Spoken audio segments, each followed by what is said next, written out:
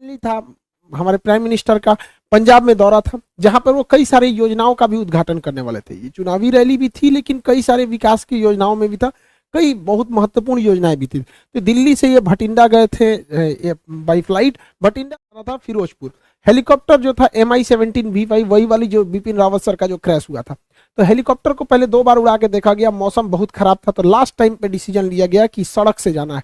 सड़क से जाने था हुसैनी वाला, उसके बाद यहाँ से 25 किलोमीटर आगे फिरोजपुर। ये दोनों ही जगह जो है पाकिस्तान बॉर्डर के एकदम करीब है। लेकिन हुसैनी ग्रुप SPG दिखती है भले सूट में, लेकिन अंदर उनके पूरा बुलेट प्रूफ रहता है, हर चीज वो अंदर रखे रहते हैं। उनके पास बहुत ही लेटेस्ट हथियार होती है, पिस्टल्स होते हैं, आंख पर काला चश्मा होता है कि वो किधर देख रहे हैं पता नहीं चलता है, बुलेट प्रूफ सूट होती है, पिस्टल। बड़ा ये लोग बेवकूफी किए हैं, जरा सोचिए। PM का काफिला लगभग आधे घंटे 20 से 30 मिनट फ्लाईओवर पे रोका है लोग। ये लोग बुद्धि देखिए इन लोग का, मतलब पुल पे रोक दिए हैं प्राइम मिनिस्टर को। क्यों? तो भैया पुलवा आगे से जाम है। अच्छा ये बताओ, जय हिंद। देखिए अभी हमारे प्राइम मिनिस्टर का जो दौरा था, पंजाब दौरा, और काफी डिस्टर्ब रहा। इसमें कई सारे सिक्योरिटी ग्लिच भी आए थे सब।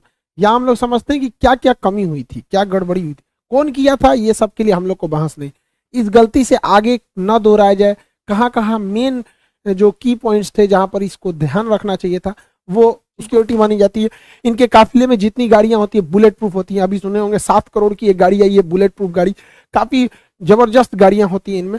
हमेशा आगे चलने पे रोड को क्लियर करा दिया जाता है। तो ये उनकी सिक्योरिटी में जो लगे होते हैं SPG होती है, स्पेशल प्रोटेक्शन ग्रुप। आप इसमें डायरेक्ट कभी नहीं जा सकते हैं। आपको आर्मी या पैरामिलिट्री फोर्स या पुलिस में बहुत बेहतरीन काम किए रहेंगे तो आपका सिलेक्शन इसमें होता है बहुत बेहतरीन ढंग के, तब आप बनते हैं SPG, स्पेशल प्रोटेक्शन ग्रुप।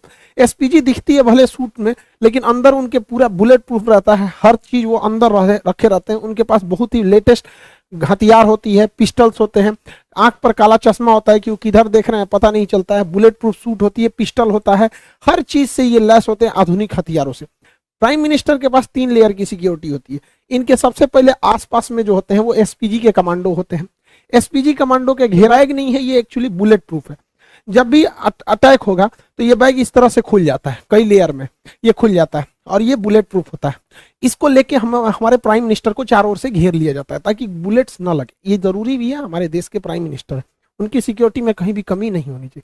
अब हुआ क्या, दिल्ली से वो पंजाब गए। पंजाब एक्चुअली पाकिस्तान से एकदम करीब है, बॉर्डर ही बनाता है। तो पंजाब में यहाँ पर है फिरोजपुर, आप देखिए पाकिस्तान से एकदम सट के है यहाँ पर। तो यहाँ जब गए भटिंडा एयरपोर्ट पर उतर गए। भटिंडा एशिया की सबसे बड़ी सैनिक छावनी है, बहुत ज्यादा वहां लगभग 1.5 लाख फौजी रहते हैं वहां पे। तो भटिंडा के बाद, भटिंडा तो जहाज से लैंड किए, उसके बाद हेलीकॉप्टर से जाना था, मौसम खराब था, इस वजह से ये इन्हें सड़क से जाना पड़ा। यहीं से गलतियां चालू हुई, एक एक करके गलती समझते हैं। 100 किलोमीटर लंबी सड़क को क्लियर कराने की जिम्मेदारी तो पुल में पटक जाता। अरे भैया अगर आपको 20 मिनट रोकना था, आपको लग रहा था जाम है, तो थोड़ा सा पीछे आके रुकते हैं। पुलवा पे चढ़ के काय लिए रोके हैं? फ्लाईओवर पे हमारे प्रधानमंत्री को रोक देंगे भाई?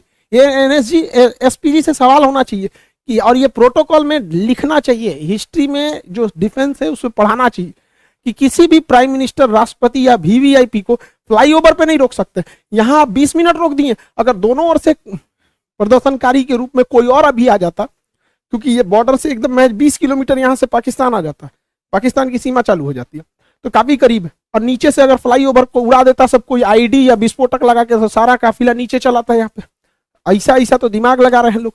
भाई आप थोड़ा सा पीछे हट जाते, सड़क पे रहते, कभी कुछ होता तो भाग तो सकते थे इधर उधर। फ्लाईओवर दोनों ओर से जाम हो जाता, कहाँ जाते हैं आप लोग? यहाँ पे गलती SPG की थी। यहाँ पर आप लोग को जवाब देना चाहिए।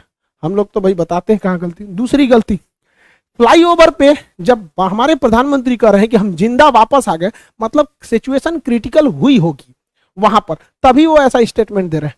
जब इतना स्टेटमेंट हो गया और आपको वापस लेके आना है, तो आप आधा घंटा बाद लेके आइएगा जी।